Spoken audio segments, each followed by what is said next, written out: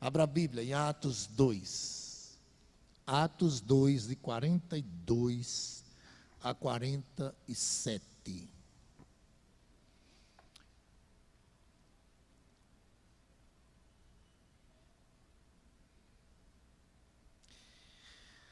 Diz assim a palavra do Senhor: e perseveravam na doutrina dos apóstolos, e na comunhão, no partir do pão, e nas orações. Em cada alma havia temor, e muitos prodígios e sinais eram feitos por intermédio dos apóstolos. Todos os que creram estavam juntos, tinham tudo em comum, vendiam suas propriedades e bens, distribuindo o produto entre todos à medida que alguém tinha necessidade. Diariamente perseveravam unânimes no templo, partiam o pão de casa em casa e tomavam as suas refeições com alegria e singeleza de coração, louvando a Deus e contando com a simpatia de todo o povo. Enquanto isto, acrescentava-lhes o Senhor, dia a dia, os que iam sendo salvos. Baixe a sua cabeça, irmão, feche os seus olhos e peça ao Senhor nesse instante que fale ao seu coração, que fale ao coração dos visitantes, que nos abençoe nesta hora na transmissão da palavra.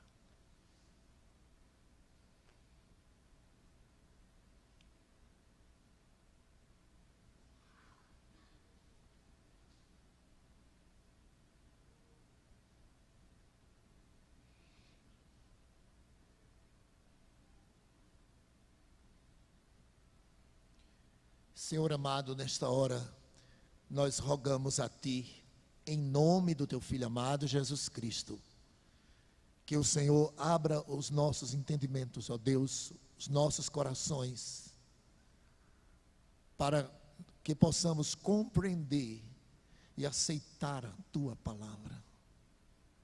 Que Teu Espírito Santo, nesta hora, possa estar abençoando ricamente todas as palavras que serão ditas neste momento, que estejam em completa harmonia com a Tua verdade, com o Teu Evangelho, com a Tua palavra, com a Tua vontade, Senhor. Que Teu nome seja glorificado pelo fruto da Tua palavra nesta noite. Contempla esta igreja, todos nós que aqui estamos, necessitamos da Tua ajuda. Ó Senhor, nos contempla nesta hora com a bênção da Tua palavra, que ela possa saltar deste livro para dentro dos nossos corações e possa fazer aquilo que Te apraz para a glória do Teu nome. Que todos que aqui se encontram nesta hora possam esquecer todas as demais coisas, que todos estejamos rendidos aqui ao Teu altar de graça nesta hora. Que o Senhor esteja tratando com as nossas vidas por meio da Tua palavra, para a glória do Teu nome, Senhor. Nós Te pedimos em nome de Jesus. Amém. Essa é a quarta vez que nós estamos diante do capítulo 2, ou quinta, do livro de Atos dos Apóstolos. Texto extraordinário, que nos fala sobre a fundação da Igreja de Cristo, a inauguração da era cristã.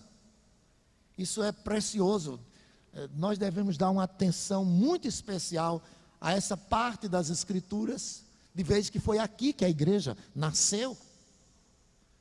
E a igreja, ela se originou como essa igreja foi constituída, o que fizeram para arrebanhar essa quantidade de pessoas. E temos aqui a supremacia da pregação da palavra. Não foi necessário nenhum entretenimento, não foi necessário qualquer atrativo para trazer as pessoas para a igreja.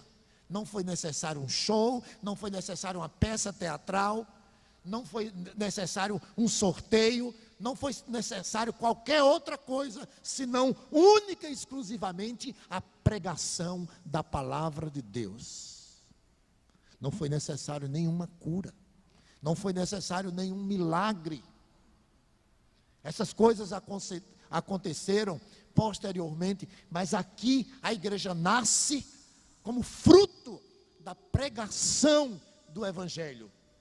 O apóstolo Pedro, usado no poder do Espírito Santo, trouxe uma palavra que penetrou profundamente o coração de quase 3.000 eleitos de Deus, que estavam ali em Jerusalém para ouvir a palavra. Que coisa! E meus irmãos, essas pessoas que receberam a palavra, foram batizadas, tornaram membros daquela igreja. E diz o texto, a partir daqui, como é que essas pessoas viviam. Então, a Bíblia diz que quem está em Cristo, nova criatura é. Então, a vida que está em Cristo, não na igreja, simplesmente, mas que está verdadeiramente em Cristo, ela tem uma nova vida, essa pessoa. E como deve ser, portanto, essa nova vida? Como deve proceder essas pessoas? E nós vamos encontrar aqui, nesse texto, algumas características das pessoas que são alcançadas pela graça de Deus, e nós já destacamos algumas delas. As pessoas que são salvas, as pessoas que são batizadas, as pessoas, como devem elas viverem? A primeira coisa que é dito é que elas devem ser, portanto, perseverantes. É isso que está aí no versículo 2. E perseveravam. Ou seja, isso é dito de todas elas, note bem. Não de algumas pessoas, não de alguns crentes, mas isso é dito de todas elas. Isso nos chama a atenção tremendamente. Todas aquelas pessoas que foram salvas tinham o interesse de estar juntas, perseveravam. Quantos há que às vezes entram na igreja, não é? Mas com andar, com a sua caminhada, com a sua trajetória, com o passar dos tempos, não é? Desanimam, desistem. Evidentemente que essas pessoas não tiveram uma genuína conversão, uma verdadeira transformação. Porque um dos sinais daquele que é verdadeiramente transformado, alcançado, salvo, é que ele persevera. Por isso diz as Escrituras: ser fiel até a morte, e dar-te-ei a coroa da vida. Então, o verdadeiro cristão é aquele que permanece fiel. Ele pode até cair, ele pode até pecar, não deveria, mas acontece. Mas não vai permanecer prostrado. A graça o conduz ao arrependimento, à promessa da parte de Deus, à esperança no nome do Senhor Jesus Cristo. O Senhor nos diz na sua palavra, não é? Que se confessarmos os nossos pecados, Ele é fiel e justo para perdoar os nossos pecados e nos purificar de toda injustiça. Em que essas pessoas perseveravam? É dito primeiramente que elas perseveravam na doutrina dos apóstolos. Nós vimos aqui que doutrina nas Escrituras é alicerce. A doutrina é a palavra. A doutrina podemos chamar aqui, nesse momento, o Novo Testamento. Nesta hora aqui. Note bem, a doutrina dos apóstolos, as verdades, os princípios fundamentais da palavra de Deus. Estes aqui perseveravam nisto. E isso é muito importante. Aquelas pessoas que foram alcançadas, eles tinham desejo de aprender. Por isso que eles não perdiam culto. Diz o texto que eles estavam juntos todos os dias. Eles tinham interesse. Eles tinham vindo de uma vida de total ignorância do Evangelho. Como foi que essas pessoas chegaram? Em completa ignorância. Cristo veio e eles rejeitaram a Cristo. Cristo veio e eles não receberam. Por que não receberam? Porque eles não conheciam a verdade. Quando lhes foi pregada de um modo extraordinário, no poder do Espírito Santo, isso causou um impacto profundo em suas vidas. Eles ignoravam, estavam mortos. E agora que eles foram alcançados, eles tinham desejo de conhecer a Deus. Aquele que verdadeiramente conhece o Evangelho, aquele que verdadeiramente é alcançado pela graça de Deus, ele passa a ter um interesse pela palavra. Quem conhece a Deus, quer conhecê-lo mais e mais, como nos diz Oséias no capítulo 6. Ele diz: conheçamos e prossigamos em conhecer ao Senhor. Então eles perseveravam na doutrina dos apóstolos, para conhecer as verdades da palavra de Deus, que eles desconsideravam, que eles não reconheciam, que eles ignoravam totalmente. E agora estavam impactados pela graça de Deus, pelo Evangelho. O seu interesse era de conhecer, eles tinham fome pela palavra de Deus. Eles tinham sede pela palavra de Deus. Eles queriam estar juntos. Eles eram totalmente dependentes da pregação, do ensino dos apóstolos. Eles não tinham confissão de fé, eles não tinham revista de escola bíblica dominical, eles não tinham nem o Novo Testamento escrito. Eles eram totalmente dependentes de estar presentes para ouvir. Por isso, nós dizemos da importância que deve ser dada à leitura da palavra, o ouvir da pregação, do estar presente nos cultos da igreja, para que juntos possamos aprender, para que juntos possamos ser ensinados. Ninguém sabe de tudo, absolutamente. A palavra de Deus é uma fonte inesgotável. Nós temos aqui as insondáveis riquezas de Cristo. Então, o verdadeiro cristão, aquele que realmente se arrependeu, aquele que realmente foi salvo pela graça de Deus, ele tem essa vontade, ele tem essa fome, ele tem esse desejo de aprender, de ouvir a palavra do Senhor.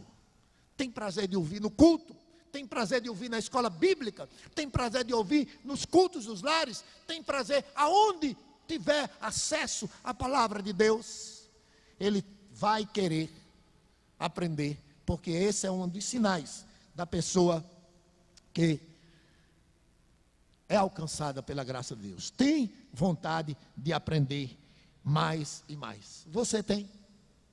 Todos que aqui estão, né, sentados nesta hora, você tem vontade de aprender?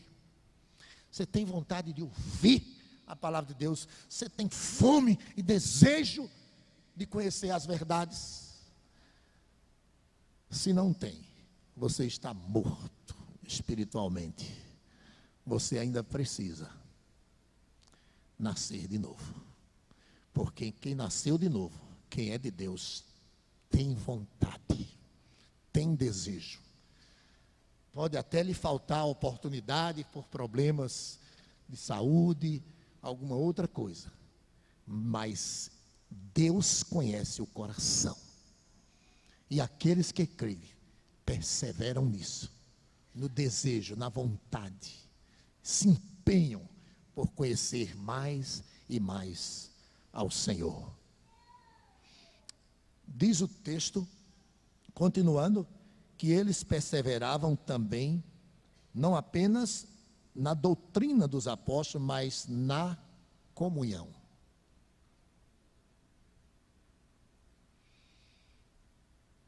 Isso fazia dessa igreja uma igreja extremamente atraente. Aquelas pessoas ali viviam, não é, num clima de relacionamento maravilhoso. E eu preciso enfatizar isso aqui, porque essa é uma das coisas mais difíceis que existe na face da terra.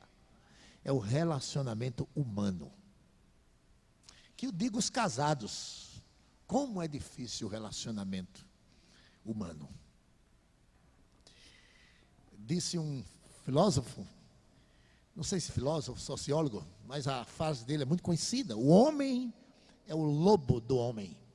Ou seja, ele fala que os homens vivem se mordendo. Paulo, escrevendo a carta aos Gálatas, você pode abrir comigo lá em Gálatas 5,15. Se vós, porém, vos mordeis e devorais uns aos outros, vede que não sejam mutuamente destruídos. Você já pensou isso aqui? Ele está escrevendo para a igreja e está falando: se vós, porém, vos mordeis e devorais uns aos outros, vede que não sejais mutuamente destruídos. Ele diz isso depois de citar a lei: amarás o teu próximo como a ti mesmo. Então, veja que o relacionar-se, né, uns com os outros não é coisa nada fácil. Então, o homem que disse o homem é o lobo do homem, ele fez a afirmação mediante comportamentos que ele presenciava. Então, a pessoa, uma vez, voltando para Atos 2, uma vez alcançada pelo Evangelho, alcançado pela graça de Deus, há uma mudança, há uma transformação na sua vida. E ele passa a ser capacitado, habilitado pelo Evangelho a viver em comunhão, a viver em união, a viver em comum uns com os outros, a amar. A palavra diz que nós temos que amar a Deus sobre todas as coisas e o próximo como a nós mesmos. Isso, humanamente falando, é impossível, mas o Evangelho nos habilita. O fruto do Espírito é amor. E quando o homem crê no Evangelho, ele é selado pelo Espírito Santo. E ele, portanto, com a graça de Deus, com a ajuda de Deus, ele pode viver em harmonia, ele pode viver em comunhão uns com os outros. Alguns aqui, nós não conhecíamos antes deles conhecerem o Evangelho. Muitos que estão aqui, alguns talvez já se conhecia antes daquela pessoa se tornar uma cristã, outros não. Mas o que aconteceu quando aquela pessoa foi convertida, quando aquela pessoa nasceu do novo, quando ela conheceu o Evangelho, ela se tornou um conosco. Nós hoje todos somos membros de uma só família, membros da família de Deus. Evidentemente você nunca vai ter o mesmo nível de comunhão com todas as pessoas. Não. A gente vai ver nas Escrituras, tanto do Antigo Testamento como no Novo Testamento, que havia aqueles que eram mais achegados. Porque para fazer amizade é preciso investir tempo, é preciso cativar. Você não conseguirá fazer isso com todas as pessoas. Você deve amar a todos, deve procurar viver em comunhão com todos, mas tem aqueles com os quais você vai ser mais achegado, mais apegado, vai ter mais intimidade. Isso não tem nada de errado. Às vezes alguns chegam a criticar aquela panelinha, não sei o que, tal. Absolutamente. Jesus, dos 12 apóstolos, ele tinha uma convivência maior. É destacada a sua relação com Pedro, Tiago e João constantemente. Quando queria orar, chamava eles, em especial a eles. Certamente que ele orou com os demais. Mas a gente vê, eu citei dias atrás, no Antigo Testamento, a intimidade maior, né, de Moisés era com quem? Ele amava todas aquelas pessoas. Ele deu a vida dele por todos eles. Mas ele tinha uma relação maior com Arão, com Caleb, com Josué. Davi tinha mais com Jonatas. Elias com Eliseu. O apóstolo Paulo cita vários amigos deles, os mais próximos: Silas, Timóteo, Barnabé, João Marcos. Depois ele, lá na carta, final da carta aos Romanos, ele cita uma lista enorme de pessoas, vai destacando. Certamente ele não falou o nome de todos. Então tinha essa comunhão. Isso é importante, meus amados irmãos. Era uma comunhão que tinha aqui, não era apenas um ajuntamento. A comunhão desses amados irmãos da igreja aqui, que eles perseveravam nessa comunhão, era profunda, era como a comunhão que deve haver num casamento. Serão os dois, ambos, uma só carne, extremamente íntimos. É assim que a igreja deve procurar viver, em comunhão. E isso é um teste, se você é um crente ou não. Abra sua Bíblia, em 1 de João, capítulo 3. Eu tenho dito que a conversão, o novo nascimento, o Evangelho, nos capacita a viver em comunhão uns com os outros, de sorte que devemos entender como escândalo se isso não for uma realidade entre nós. 1 de João capítulo 3, versículo 15, palavra do Senhor, 14, diz: nisto conhecemos o amor, em que Cristo deu a vida por nós e devemos dar a nossa vida pelos irmãos. João 3,16 diz que Deus amou o mundo de tal maneira, no Evangelho. E aqui o que é que ele diz? Nisto conhecemos o amor, que Cristo deu a sua vida por nós e devemos dar a vida pelos nossos irmãos. Veja o versículo 14. Nós sabemos, atente bem para esse versículo aí. Nós sabemos que já passamos da morte para a vida, porque amamos os irmãos. Aquele que não ama permanece na morte. Então, aquela igreja foi verdadeiramente alcançada. E ela deu evidência, deu sinais, deu prova disso. Pela sua perseverança na doutrina, pelo seu profundo desejo de conhecer, de aprender, de estar presente para ouvir. Eles não tinham acesso ao Novo Testamento. Eles não tinham literatura. Estavam constantemente presentes para ouvir. Mas eles estavam também constantemente presentes, unidos, em comunhão. Então isso é um teste. Eu tenho esse desejo de estar sempre com os meus irmãos. Eu tenho essa vontade tremenda no meu coração de estar sempre junto com a igreja de Cristo. Porque aqui está dizendo: nisto sabemos que passamos da morte para a vida, porque amamos os irmãos. Se nós não temos esse desejo, se nós não temos essa vontade, o texto está dizendo que nós estamos ainda na morte. Você não é crente.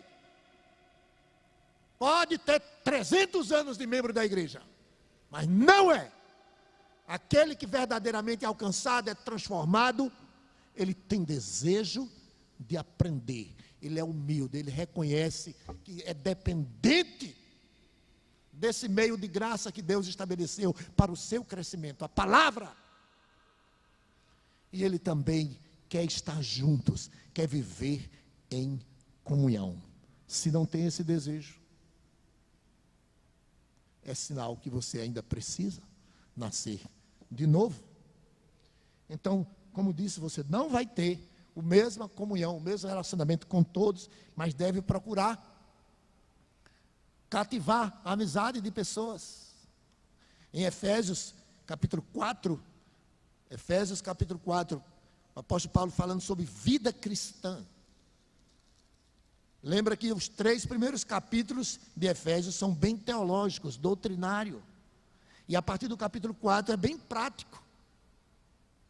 E no capítulo 4, versículo 3, ele manda que a gente se esforce, que a gente lute, que ele sabe que a carne não quer comunhão, não quer união, não quer unidade. Então ele diz o quê? Efésios 4, 3. Esforçando-vos diligentemente por preservar a unidade do Espírito no vínculo da paz. Um dos cantos que eu mais gosto de comunhão é Alto Preço. Principalmente quando diz que pagaremos o preço de sermos um só coração no Senhor. Ou seja, o poeta está dizendo que isso não é fácil. Não é fácil viver em comunhão. A nossa natureza pecaminosa não deseja isso. O Espírito Santo quer promover isso. A paz, quer promover a comunhão. Mas a nossa natureza é indisposta em relação a isso. Portanto, ele diz aqui, lutemos diligentemente, nos esforcemos por isso. Às vezes a mínima coisa, a convocação para estar junto num dia de comunhão, não é atendido. A palavra de Deus, meus irmãos, é um espelho. Ela nos mostra quem somos. Ela existe para sondar também as nossas vidas. Então, esses aqui, eles estavam firmes doutrinariamente falando, mas estavam firmes também no aconchego, na comunhão, estavam unidos. Igreja para eles não era apenas um culto dia de domingo. Igreja para eles não era apenas uma reunião semanal. Não. Igreja para eles, olha o texto todo, o que é que diz, voltando, Atos 2, todos os que criam, como é que era essa igreja? Diz o versículo 44, todos os que creram estavam juntos, tinham tudo em comum. Diariamente, constantemente, não uma vez por semana. Evidentemente, naquilo que depender de nós, porque pode não depender de nós e estar junto, estar presente. Mas esses irmãos faziam isso, eu entendo, não é porque eles percebiam simplesmente a necessidade que eles tinham disso. Não, mas eles tinham alegria. Eu estava lendo esse texto aqui, aí me lembrei de quinta-feira, nós tínhamos aqui um bom número de pessoas, aqui na nossa reunião semanal de quinta-feira. Nosso irmão Bruno trouxe uma palavra muito edificante sobre finanças na família. Mas na vigília, terça-feira, nós só tínhamos aqui talvez umas 70 pessoas presentes. Eu dei uma palavra assim, de repreensão. Aí eu estudei esse texto. Eles estavam sempre juntos, porque eles tinham alegria. Não foi Pedro, não foi os apóstolos que pressionou eles para estarem presentes. É porque eles tinham esse desejo no coração deles. Eles tinham alegria de estarem constantemente juntos. Então, foi assim que fizeram. Se nós quisermos, meus irmãos, que o mundo veja, não é? A graça de Deus em nossas vidas, devemos lutar para viver em comunhão uns com os outros. O verso ainda diz, 42, que eles perseveravam também no partir do pão. Não está claro o que isso quer dizer nesse versículo, o partir do pão. Isso entende-se claramente. Muitos comentaristas falam sobre isso, que isso se refere tanto à ceia do Senhor, como se refere também em refeições fraternais. Eles comiam juntos. E isso está claro na continuação do texto. Vai mostrar que eles tinham em comum também se encontrarem, né, constantemente para comerem juntos. E eles faziam isso com alegria e singeleza de coração. Portanto, eu creio que as duas coisas estão contempladas aqui, quando se fala em partir o pão. Prevalece certamente a ideia da ceia, de estar juntos diante da mesa do Senhor. Isso é prioritário aqui. Aqueles que creram, foram batizados e queriam estar sempre, constantemente, diante da mesa do Senhor, que é, sem dúvida, uma experiência gloriosa para a igreja, pela lição que nós tiramos da mesa do Senhor, do memorial, do sacrifício, da morte de Cristo. A ceia nos fala, primordialmente, disso, da morte do Senhor. Aqueles irmãos queriam sempre lembrar aquilo que Pedro lhes pregou, que Cristo morreu. Então, o Senhor Jesus Cristo, antes de morrer, ordenou que isso fosse feito. Há quem diga que a ceia, nesse tempo aqui, era feita diariamente. E há quem diga que era feita uma vez por ano. As outras demais referências a partir o pão, era justamente o comer na casa uns dos outros. É uma coisa maravilhosa quando a gente tem a oportunidade de comer na casa do irmão, ou convidar um irmão para comer em casa. Isso é tão bom, mas como isso faz falta, a igreja se descaracterizou. Isso é uma coisa que acontece esporadicamente. Mas aqui parece que era uma constante, era uma normalidade, era o natural da igreja, viver nessa comunhão e até partir o pão uns com os outros. Então, nós temos aqui de fato o lado social, a preocupação com a necessidade uns dos outros. Chegava alguns até o ponto de vender bens para repartir conforme havia a necessidade. Note bem, não existe nenhum mandamento aqui para se fazer isso. Não era uma exigência dos apóstolos isso aqui. Não temos aqui um comunismo, absolutamente. Isso era uma atitude voluntária. Alguns irmãos chegavam a fazer isso, demonstrando assim um sinal de uma verdadeira transformação na sua vida, o desapego às coisas materiais. Mas torno a dizer, nota bem, isso partia individualmente de cada um. Não era uma exigência, não era uma determinação. E você vai encontrar no capítulo 5 a experiência de um casal, né, que quis encenar uma atitude dessa natureza, de alguém que vendeu tudo para repartir com os necessitados. Jesus disse: os pobres sempre tereis convosco. Essa igreja primitiva, aqui, havia irmãos profundamente pobres, muito pobres. Havia uma necessidade tremenda dessa ação.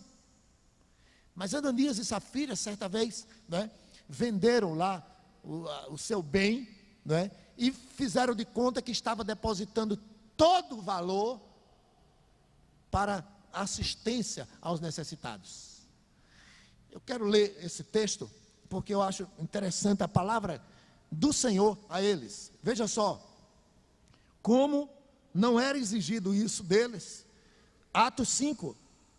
Entretanto, certo homem chamado Ananias, com sua mulher Safira, vendeu uma propriedade, mas em acordo com sua mulher, reteve parte do preço, levando o restante, depositou aos pés dos apóstolos. Então disse Pedro: Ananias, por que encheu Satanás o teu coração para que mentisses ao Espírito Santo, reservando parte do valor do campo? Veja o que ele diz agora: conservando, porventura não seria teu? E vendido não estaria em teu poder? Como, pois, assentaste no coração este desígnio? Mentiste não aos homens, mas a Deus. Era dele. Ele faria o que quisesse. Podia ficar com ele. Podia vender e ficar até com o dinheiro. Mas ele quis fazer de conta que estava dando toda aquela oferta, mentindo. E todos sabemos o que aconteceu com esse casal. Houve um juízo de Deus fulminante. Eles dois foram mortos naquele dia, porque mentiram a Deus. Essas coisas, meus irmãos, que temos aqui em Atos 2, nos faz corar de vergonha por vermos a ausência disso em nós. E precisamos olhar, porque a palavra do Senhor está nos sondando. Este era um dos sinais daquelas pessoas que aceitaram a palavra e que foram batizadas. Elas eram firmes na doutrina, elas viviam em comunhão, elas tinham prazer de estar diante da mesa do Senhor, para lembrar da morte de Cristo. Mas a mesa do Senhor não fala apenas da morte, mas fala da unidade da igreja, igreja como família. E para estar atenta para a volta do Senhor, Paulo diz: quando comerdes deste pão e beberdes desse cálice, estareis anunciando a morte do Senhor até que Ele venha. Então, quantos ensinos, quantas verdades nós temos diante da mesa do Senhor. Aqueles irmãos valorizavam isto. E o verso 42 encerra dizendo: e nas orações. Através dos séculos, a oração sempre foi, note bem, uma marca da igreja de Cristo. Mas eu tenho que reconhecer que nossa geração é a geração que desaprendeu a orar. Perdeu o interesse na oração. Esses amados irmãos aqui, eles tinham em mente aquilo que os apóstolos viram do Senhor Jesus Cristo, certamente transmitiu para eles. Quando Jesus despedia dos seus discípulos, ele disse assim: olha, sem mim nada podeis fazer. Você tem vontade de orar? Você tem desejo de passar tempo na presença de Deus em oração? Essa é uma das marcas dessa igreja. Você vire a página para o capítulo 2, veja como esse povo orava. Para o capítulo 4, melhor dizendo, verso 23. Uma vez soltos, procuravam os irmãos e lhes contaram quantas coisas lhe haviam dito os principais sacerdotes e os anciãos. 24. Ouvindo isto, unânimes levantaram a voz a Deus e disseram: Tu, soberano Senhor, que fizeste os céus e a terra, o mar e tudo que neles há, que disseste por intermédio do Espírito Santo, por boca de Davi nosso pai, teu servo, por quem se enfureceram os gentios e os povos imaginaram coisas vãs. Levantaram-se os reis da terra e as autoridades, ajuntaram-se uma contra o Senhor e contra o seu ungido, porque verdadeiramente se ajuntaram nessa cidade contra o teu santo servo Jesus, ao qual ungiste Herodes e Pôncio Pilatos, com gentios e gente de Israel, para fazerem tudo o que tua mão e o teu propósito predeterminaram. Agora, Senhor, olha para as suas ameaças e concede aos teus servos que anunciem com toda intrepidez a tua palavra, enquanto estendes as mãos para fazer curas, sinais e prodígio por intermédio do nome do teu santo servo Jesus. Aí encerra a oração. E tremeu o lugar onde eles estavam. Como eles oravam. Eles não começavam pedindo, Senhor, me dá, eu quero cura, eu quero o emprego para A, para B, eu quero prosperidade financeira, eu quero isso, eu quero aquilo. Isso não é oração. Eles começam a oração louvando a Deus. Olha aí o versículo 24, ouvindo isso, unânimes levantaram a voz e disseram: Tu, soberano Senhor. Eles começam exaltando a grandeza do nosso Deus. Foi assim que Jesus nos ensinou a orar. Ele disse: Pai nosso que está no céu, santificado seja o teu nome. Quantas vezes se dirige orações que não passam apenas de pedir.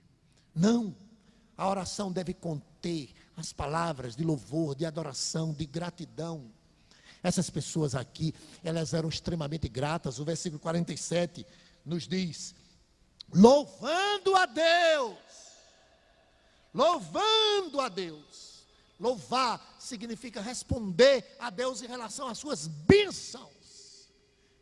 Podemos dizer assim que nós adoramos a Deus por aquilo que Ele é. Nós o louvamos por aquilo que Ele faz. E aquelas pessoas tinham recebido o maior de todos os milagres, o perdão dos seus pecados, a nova vida em Cristo Jesus. Portanto, elas eram gratas a Deus, extremamente gratas. Elas viviam louvando ao Senhor diariamente. Aquele que é verdadeiramente crente, ele tem prazer em abrir a sua boca e dizer: exaltado seja o nosso Deus e Pai. Maravilhosa graça, graça de Deus sem par. Louvai, louvai Cristo Jesus, Deus bendito. A Deus seja toda a honra e toda a glória. Este é um sinal. Você tem essa vontade diariamente no seu coração de louvar, de adorar ao Senhor, de orar, de o buscar. Faz isso quem reconhece que sem Deus não pode nada. Faz isso aquele que humildemente se volta para Deus. Se nós quisermos ver uma igreja onde aconteçam essas coisas aqui, onde essas características se manifestem, onde Deus opere diariamente, vá acrescentando aqueles que vão sendo salvos, que Ele opere a sua salvação, nós precisamos imitar essa igreja aqui nesse ponto também, nas orações. Jesus foi o maior exemplo de tudo isso aqui que eu estou dizendo. Ele não apenas se firmou da doutrina, ele era a própria doutrina, ele é a própria verdade. Ele viveu intensa comunhão com o Pai. Eu e o Pai somos um, disse o Senhor Jesus Cristo. Ele não se importou apenas com as almas das pessoas, mas ele partiu o pão para os necessitados também. E não tem exemplo maior na oração do que o Senhor Jesus Cristo. Ele passava noites inteiras orando. O que é que ele dizia tanto? Ele tinha prazer de estar na presença do Pai. E o resultado dessa igreja foi crescimento. Você que está nessa noite nos visitando, você não gostaria de participar de uma igreja assim? Sabe como foi que eles entraram nessa igreja, aquelas pessoas, quase 3.000, pelo arrependimento. Eles se arrependeram dos seus pecados. Eles foram alcançados pela graça de Deus. Assim foram salvos. Receberam o dom do Espírito Santo e permaneceram firmes na doutrina, na verdade, na palavra. Viveram juntos em comunhão. Partiam o pão, estavam sempre diante da mesa do Senhor, mas também tinham alegria de partir o pão uns com os outros, conforme a necessidade que havia, até mesmo vender bens para dar, conforme houvesse a necessidade, sem qualquer exigência da igreja, sem qualquer mandamento, sem qualquer ordem para isso, como os crentes fizeram. Paulo cita em 2 Coríntios, capítulo 8, embora muito pobres, eram generosos em partir com aqueles que tinham necessidade, e viveram em oração. Que o Senhor possa operar este avivamento na nossa igreja, este avivamento em nossa nação, para termos uma igreja fiel, e que viva louvando a Deus, e caia na simpatia do povo, porque muitos têm falado mal das igrejas com muita razão, por causa do mau comportamento, por causa de escândalos, perseguida não por amor a Cristo, mas perseguida muitas vezes por não estar identificada com este. Que o Senhor opere isso para o louvor da sua glória, em nome de Jesus. Amém.